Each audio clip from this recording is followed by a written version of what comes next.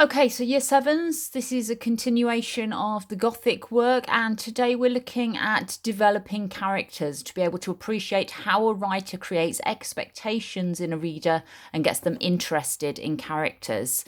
To begin with, we're going to do some work on commas. Hopefully you're all fairly okay with commas, but let's just make sure that we're all getting them right. So we've got 4 sentences on the board. What I'd like you to do is copy them out either into your books if you've got your books, or on paper if you're working on paper, and add commas into the correct places. Give yourselves about 5 minutes to do that. So put me on pause for a minute and 5 minutes to have a go at that activity.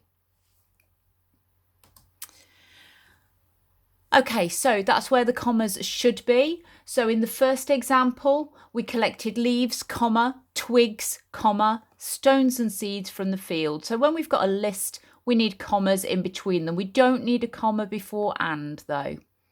Second example, the sun shining brightly from the sky is out today.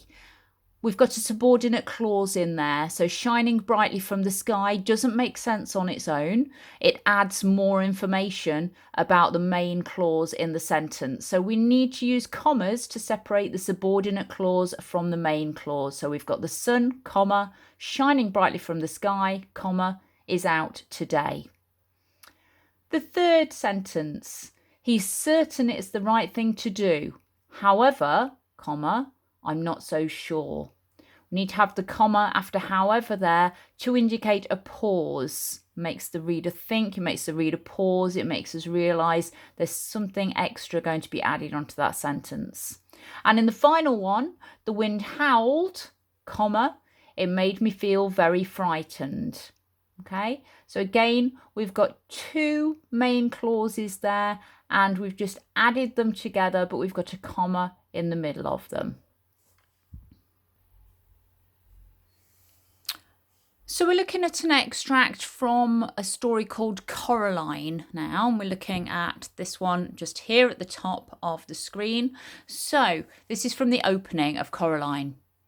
Coraline discovered the door a little while after they moved into the house.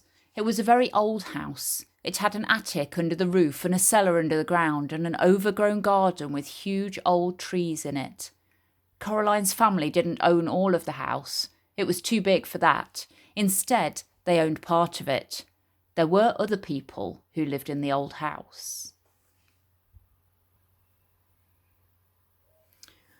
So from that opening extract that we've just listened to, I want you to make a list of words or phrases that suggest Coraline is going to be a ghost or a horror story, and explain each of your choices in the table as below. What you can do is start drawing out the table to begin with, and then just rewind slightly so you can be looking at the extract in front of you. So just pause it on the extract and you're copying out any words or phrases that suggest that this might be a ghost or a horror story. So anything that makes it sound a little bit tense, a little bit creepy, a little bit unusual or mysterious in any way. Okay, give yourself about 10 minutes on that. So just put me on pause for 10 minutes and fill in that table. So we're looking now at the next part from the opening of Coraline, and this is where the author has started introducing some new characters.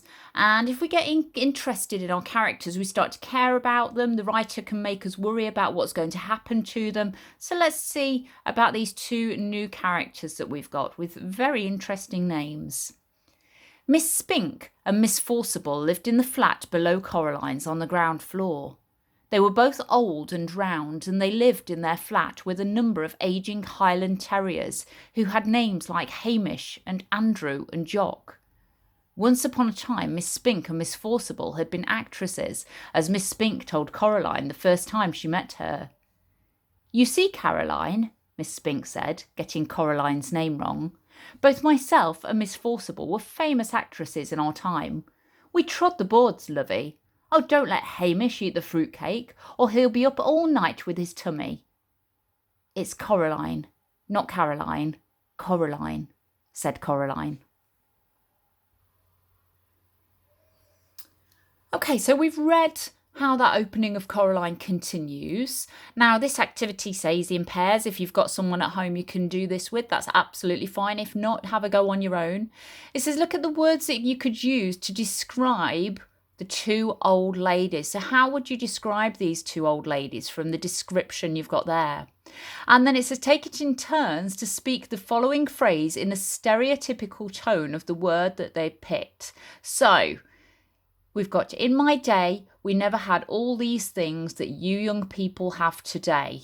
So how could you describe those old ladies? You might pick out words like, let's have a think, like bossy or odd or kind. Think about how you would say those words in those different styles. Okay, have a go, couple of minutes.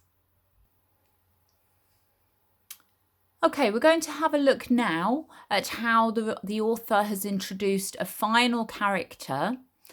So let's have a read of this extract. In the flat above Coraline's under the roof was a crazy old man with a big moustache. He told Coraline that he was training a mouse circus. He wouldn't let anyone see it.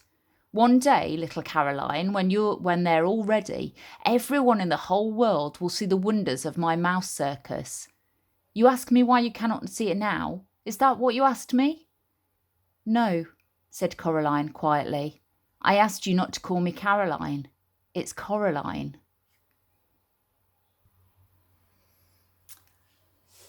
So our final activity then, based around developing characters, is to answer the final two questions.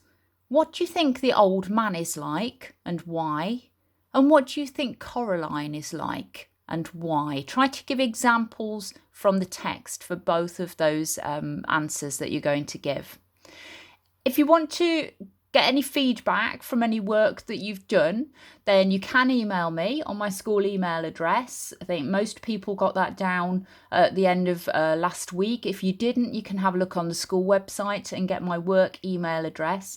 So if you want to email me any work or send me a photo of your work, that's absolutely fine and I can give you some feedback on that, okay? So last two questions on this lesson and then we're done for today. Okay, thanks. Bye.